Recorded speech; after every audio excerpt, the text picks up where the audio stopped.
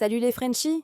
Aujourd'hui, on poursuit les exercices sur les figures de style, mais pas en mode par cœur sans comprendre. Je t'ai préparé 5 phrases. Chacune cache une figure de style, et on va les analyser une par une. Prends 10 secondes, lis les phrases, et essaie de deviner avant que j'explique. Phrase 1. Il était riche en paroles, mais pauvre en action.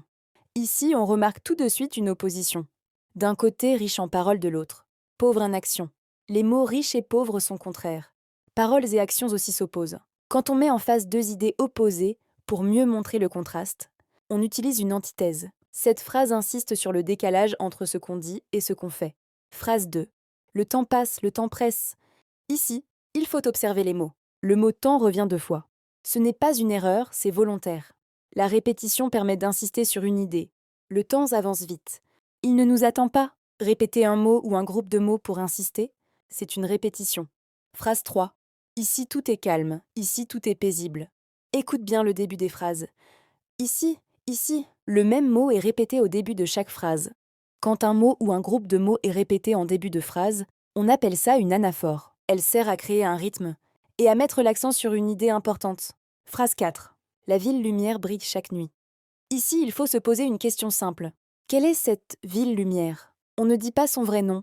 On utilise une expression plus longue pour la désigner. Remplacer un mot par une expression qui le décrit. C'est une périphrase. Elle permet d'embellir le texte ou d'éviter une répétition. Phrase 5. Serpent sournois siffle silencieusement. Ici, ce n'est pas le sens qui compte le plus, mais le son. Écoute bien. Le serpent, sournois, siffle silencieusement. Le son S est répété plusieurs fois. La répétition d'un même son consonne s'appelle une allitération. Elle permet de créer une ambiance. Ici, une impression de discrétion et de danger. Pour reconnaître une figure de style, pose-toi toujours la bonne question. Est-ce qu'il y a une opposition? Est-ce qu'un mot est répété? Est-ce qu'un début de phrase revient? Est-ce qu'on remplace un mot par une expression?